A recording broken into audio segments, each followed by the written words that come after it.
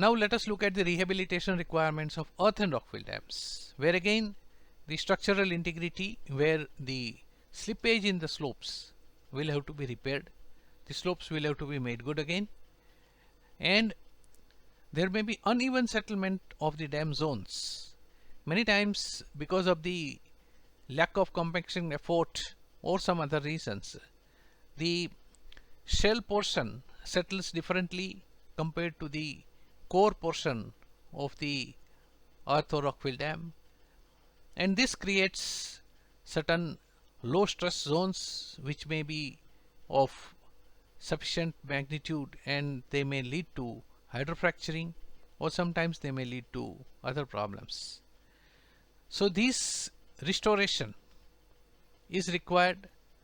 Many times due to large scale settlement, the freeboard decreases, and that is a very serious threat to the safety of the dam, especially during the floods.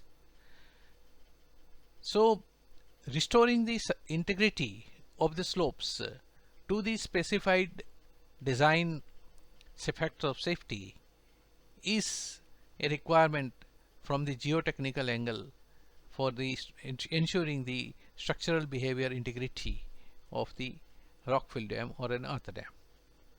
Seepage is a very recurrent and a very serious problem for the earth and rockfill dams, where it can lead to catastrophic failure if left unchecked, and there the piping, liquefaction, clogging of seepage relief measures, they may have to be rehabilitated from time to time. Clogging of seepage relief measures like relief wells and rock-toe etc. may have to be done much more frequently and much more regularly. Piping along the embedded joints and embedded pipes etc. which are used for the taking the outlets through the body of the dam, or sometimes at the interfaces between the rigid structures and the soil interface, these areas need special care, and any phenomena that is noticed will have to be rehabilitated by sealing that off. Rain cuts restoration for erosion is again a very important aspect, especially for the small dams who are not being bestowed with adequate amount of attention. The rain cuts create a deep gullies, and because of that the dam section reduces, and eventually we may create cuts which may lead ourselves to the failure. For that, assurance of the surface drainage in a proper manner by providing the surface drains, collecting the seepage or collecting the rainwater at the earliest so that rainwater doesn't acquire velocity and provide an erosive mechanism on the downstream slope. Vegetative growth has to be controlled, especially on the downstream slope, from where the large trees, if they'll end up growing and then creating growth paths within the root of their roots within the body of the dam, become a very serious rehabilitation requirement and very difficult one to implement because of the dangers of removal and creating a void, and then if we cannot fill up that void in time, then there can be a failure.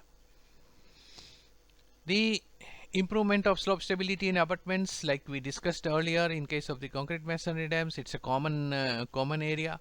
Same is the case with the foundation improvement. In case of the earth and rockfill dams, most of the time the foundations are not of that quality of rock as we use it for the concrete masonry dams, and because of that the foundation improvement will require that the foundation should have equally and slightly better properties than the main soil fill that is there on the as a part of the body of the dam, and they deform in a similar manner so that foundation doesn't create a separate failure. Hydromechanical aspects are again important here. Most of the time in an earth and rockfill dam, the hydromechanical parts are actually associated with a concrete dam or a chute spillway, which is largely a concrete structure. But there are embedded outlets through the dams which also require maintenance and management. Sometimes the control is on the downstream and the charged water remains in the pipe, and these kind of outlets need to be properly sealed. the sealing of these outlets and creating of any seepage paths along the outside periphery of these concrete outlets require very special care and require a lot of attention. Maintenance of the gates for these outlets is a very crucial aspect, because if you cannot open the gates and if it is required for flood disposal, then the dam may lead to failure. Restoring observation programs, again it is the same kind of situation, that we need to keep the observation program intact, especially for the pore pressures, seepage and deformations. These three are very key observations which have to be maintained throughout the life of the dam and beyond. For pore pressures, embedded instrumentation sometimes go out of order, but then putting in the standpipe piezometers may be possible, and wherever feasible it can be put. And the downstream side, the relief wells can be provided with the level measuring facilities. Seepage quantum that is emerging at the downstream toe has to be properly monitored, preferably reach wise. Abutments part seepage should be monitored separately, so we know the source of seepage and the variation of seepage, because seepage is a very critical parameter for an earth and rockfill dam, and any danger, any mishap is likely to start with the change in the seepage quality, like muddy water etc., or in the seepage quantity and the specified areas from where the seepage starts. Similarly, deformations are an indication that something untoward is happening in the dam, and surface deformations are required to be provided for adequately. Let us look at the rehabilitation processes that we have at our disposal for carrying out the rehabilitation of the dam as required and as discussed earlier. Grouting is one of the main rehabilitation process used extensively in case of concrete masonry dams as well as in case of earth and rockfill dams. Grouting can restore the structural integrity. Grouting can also restore the compactness and reduce the seepage, and grouting can also provide you with various other sealing measures which are useful for the safety of the dam. The grouting has specialized materials like epoxy and polymer grouting, which can be performed above water and especially underwater also. Many of the epoxies are capable of providing the strength and properties in dry conditions, but then now many other epoxies have come up which are capable of displacing the water and providing the sealing and setting in an underwater condition. So epoxy and polymer grouting are quite extensively used, especially in concrete and masonry dams. Microfine cement and crystalline materials which crystallize in presence of water and expand, and by virtue of that create a sealing inside the cracks, is also extensively used for sealing the cracks in the body of the dam. Bentonite and other soil improvement measures are used mainly for the earth and rockfill dams, and they can also be applied through grouting. Coatings and membranes for sealing the dam are very popular for reducing the seepage through the dam. There are various types of coatings like PVC coatings and various other specialized plastic based material coatings are available, which can be used for painting the upstream face of the dam, especially for concrete dam where the seepage is of concern but the face is relatively smooth, and an assured thickness of coating can be applied. Membranes are almost universally used for a concrete masonry dam, and it can also be used in small earth and rockfill dams which are part of, let us say, cooling ponds of the power plants or low height dams where these requirements can be there for sealing the upstream face or sometimes sealing the bottom of the reservoir. Again, these aspects are also going to be dealt with very extensively by the specialized agencies who are manufacturing and applying these materials, and you will get a fairly good idea by the end of this course. Erosion repairs above and underwater for energy dissipation and downstream channel. This may require other aspects like dumping of boulders, dumping of various other tetrapods or concrete blocks, and also providing some piles or some other similar toes out of concrete for preventing the further retrogression and preventing the erosion to the toe of the dam. River training works may be required in the downstream part of the channel, wherein because of the attack of the outflowing water, some erosions might have taken place and which may eventually threaten the access to the dam or some other public properties. Anchoring, rock bolting, shotcreting, these are the usual requirements for slope stability of the abutments, especially the rock abutments. Soil nailing, etc. can be used for the soil slopes. Restoration of gates and hoists is most important because they are the operating parts which manage the floods, and regular inspection and rehabilitation of the metal parts and moving parts is a critical requirement which will again be dealt with in a very specialized lecture.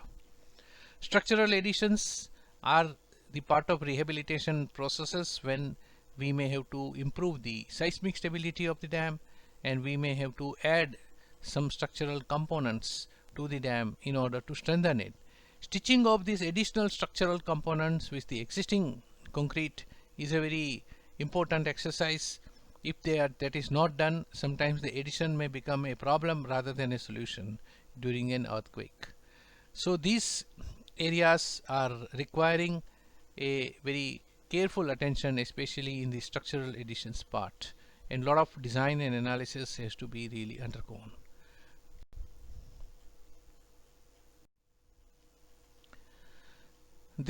These were the hard measures that we discussed there. Now we also look at the soft measures. Sometimes the requirement of the rehabilitation can be met with by soft measures alone or in conjunction with the hard measures, because there is always a limitation to the extent of hard measures, like providing the additional spillway and structural additions of that nature is possible. It's not possible beyond a limit.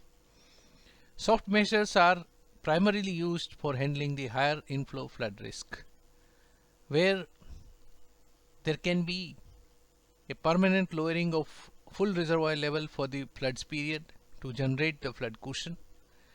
This is of course a very tricky exercise and requires a huge amount of studies, because of the permanent lowering and in the receding limb of the monsoon, if the water cannot be filled up, then you may have a loss of water capacity during the rest of the part of the year, which will not be liked by many of the beneficiaries downstream. And this may also result in economic loss in terms of power, etc.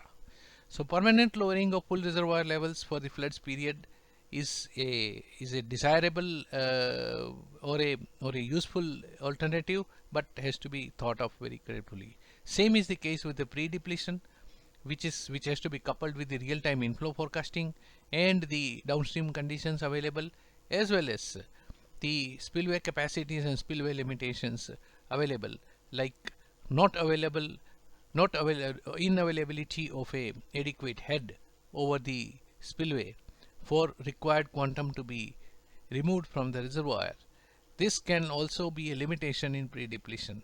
So pre-depletion is another measure which can be done with the studies. Encroachment of freeboard, where for a temporary period we may allow the maximum water level in the dam and the reservoir to go up, and the freeboard can be encroached, but then there can be other defensive measures like parapets and other measures are provided so that the wave run-up is arrested. There can be wave deflectors, and by virtue of that, the encroachment that is made in the freeboard doesn't result in overtopping of the dam. Acceptance of repairable damages, especially in case of the energy dissipation areas, that may also be one of the soft measures, where we can estimate that for a particular kind of a flood, what sort of damages may occur, and whether these damages are something that we may allow during the flood management period, and then we may take up the repairs later on, or we may wait for some time and then take up the repairs, and that way maybe save some amount of immediate expenditure.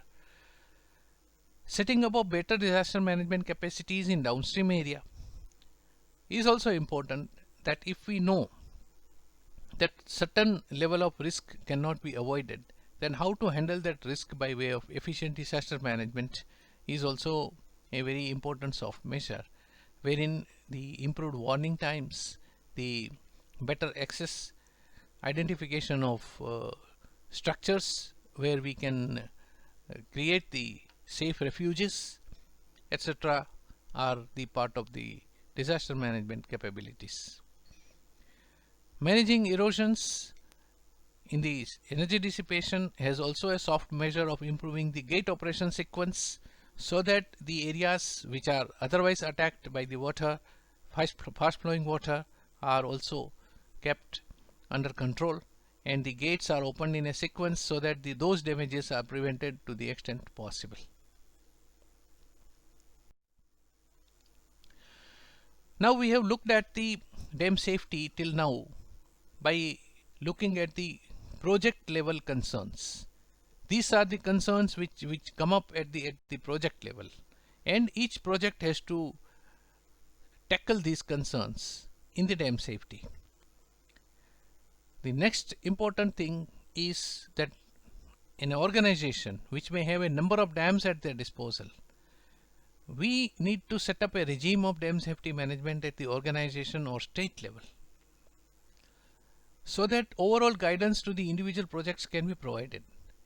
Individual projects will have limited capacities by way of manpower, by way of expertise, and not all expertise can be made available to every project for every time. So for that, the organization at a central level has to come up. In the state level, at the state central unit level has to come up, wherein specializations are handled, coordination aspects are handled, prioritization are carried out. So these are the prime aspects of dam safety management at organization or state level, where the higher officers available in these organizations will be able to tackle the overall problems of dam safety management for their entire portfolio of dams. So first and foremost is an organization structure and allocation of responsibilities. Sometimes you may have to create new structures in the organization, new posts in the organization, or allocate the duties to the additional as an additional duty to the individuals in various other posts. But a structure and responsibility distribution is a must. Another important aspect is the knowledge database for the dams and their features. The central organization at the state level or at the company level has to have a ready-made database in which they should be able to look at the features of their dams and come to an understanding of the problems that are being reported or that are required to be seen. So the knowledge database for dams and their features is important. Prioritization exercises have to be carried out for through risk analysis and hazard classification. In the prioritization exercises is a requirement, because no program can have adequate amount of funds to take up all the works simultaneously, and even if you may have funds, the resources may be limited. So we have to prioritize the rehabilitation measures, we have to prioritize various measures even within a project that has to be taken, and for that the risk analysis and quantification of risk is an important exercise. The classification of hazard and appreciation of the causative factors of the hazard and who are contributing more to the hazard, all these become part of the prioritization exercises. Setting up of an inspection program is the responsibility at the central level. There has to be a systematic inspection program for the dams, as we have discussed earlier, of various classes of inspection, which inspection is due for which dam, who is going to have this inspection done, how the inspection will be done, and then what way the reports will be generated, and who will consume those reports for looking at the priorities and the new developments in the organization, are all the parts of the setting up of the inspection program. Having got the problems identified or having got the issues noted, the mobilization of expertise for finding a solution to that problem and management of those experts, ensuring their availability, ensuring their inputs, and then discussing with them and then coming to conclusions about the way of action to be taken. All this requires special care at the unit level. Standardization of outputs and interactions, all these areas are management areas, and the workflow processes have to be properly delineated so there is no confusion amongst the people about the duties and responsibilities and how the work is required to be carried out. So standardization of outputs, who will inform in what manner, what will be the format. When you have a standard format, then it will be possible for the other person to look at the specific areas, and the standardization of the outputs and interactions is something that is a responsibility which cannot be ignored in order to have a successful dam safety management program. Capacity building at dam and at central unit level. As we have discussed earlier in the project context, you will realize that the capacities are very important.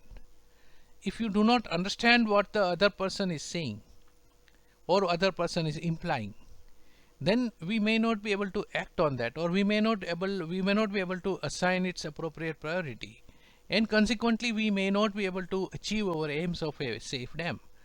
So in various areas there has to be the capacities in the personnel to understand what is going on and then take appropriate actions on that. Now let us take all these issues one by one. Knowledge database. You have to maintain an inventory of all dams under jurisdiction. For example, ICOLD has established a practice of setting up of the register of large dams. They created the first world register of large dams, and then individual countries also followed their patterns and then created their own national registers of large dams. They are at various levels of sophistication, but the format having been defined once by the ICOLD, most of the formats are being followed through that, and this kind of an inventory of all dams under jurisdiction is a must. In addition to the standard format that is provided by the ICOLD, the database should contain the engineering data of the designs, implementation and operations, so that the database provides you with the full information without even approaching the dam. Or if you have to make a decision for the dam in an emergency, you have all the relevant information available to you at the earliest and in a simplest manner. So the engineering data of designs, implementation and operations and probably construction is a very important requirement for a dam safety management organization. This data has to be readily available to authorized personnel.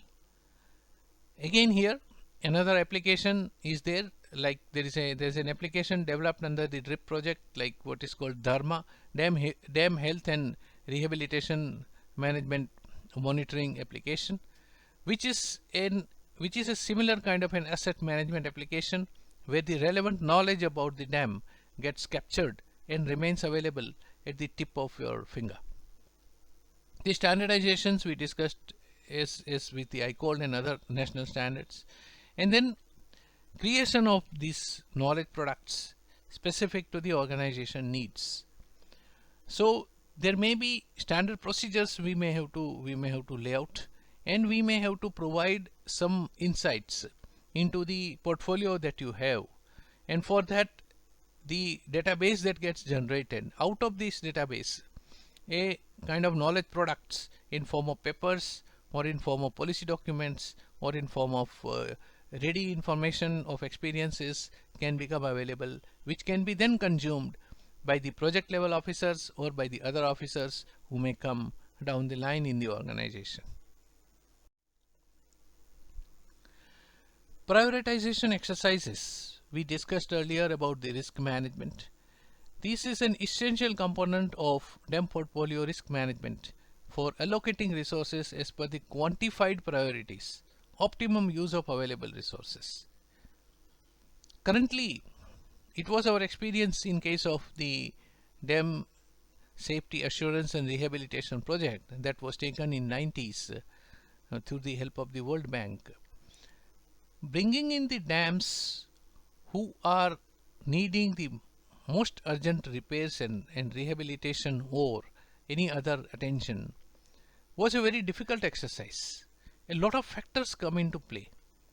A lot of local pressures build up because every beneficiary would like to feel that the first and foremost application of finances and resources should be made to the structure which is benefiting the person, and that results into even political pressures, that results into lopsided priorities at times, because the baby who cries the most gets the most milk, and if the adequate amount of attention is not drawn to a very serious problem because of the lack of the heft in the organization or in the political social setup, the serious problems may get ignored and smaller problems may get priorities. So the DEM quantification of the risk is a very important exercise. There are large amount of work has been done by the researchers in this field. University of Utah has carried out number of risk management algorithms. Likewise, all major organizations in the world like USBR, Army Corps of Engineers, in Canada the British Columbia Hydro, etc., they all have their own risk management and risk profiling and quantifying the risk procedures. They are large scale, they are based on mathematical probability. They are also based on various other sophisticated analysis like PFMA, the potential failure mode analysis, and then they are also based on the event trees and various other data structures and algorithms that are used for quantifying the risk. So the quantitative risk analysis is an important exercise which can then provide you with the priorities. For that, expert level studies for the prioritized dams or for the dams to be prioritized are also necessary. Need inspection programs, need the analysis of the observations that have been made on the dam, and then through that create a relative ranking in the portfolio based on the risk profile and rating, and then ultimately the organization can establish a risk-based governance regime where we can understand that the kind of requirement that is there for the DEM portfolio or the group of dams that you already have in your possession, who should receive what resource at what point of time and how much and when. So this prioritization exercise is something that we need to really emphasize. In fact, now under the RIP program, a very good guidelines have also come up for risk analysis of dams, which can be followed by various other agencies who may be participating in the subsequent dam rehabilitation programs. But suffice it to say that we have to make a lot of progress in this direction. We are still not very comfortable with this kind of quantified risk analysis, and the country engineers in India at least have to look at this aspect in more seriousness. These are the ingredients of risk analysis. where the identification of failure modes are required, that if these are the problems that are affecting the dam and they are left unchecked, then how they will create a failure, how quickly they will be able to create a failure, and then what will be the mode of failure. So the identification of failure modes is required. Then you can also perform a semi-quantitative risk analysis, in which you can provide some kind of ranks and some amount of classes, and through that you can have a semi-quantitative risk analysis in which there can be a fair amount of judgment coupled with the some amount of numerical quantification. Deployment of a quantitative risk model is quite important. There are a lot of activities that go, like you can see the kind of complicated flow chart that we have given here, that how we have to create this kind of a quantitative risk model, and then for each of the part of the step that is delineated in this in this flow chart, you will realize that they themselves become a specialized analytical exercise, and then from there you may come up with the risk management model, that how we will manage the risk, what are the priorities that we need to do, and how we are going to handle the risk in the field with the meager resources.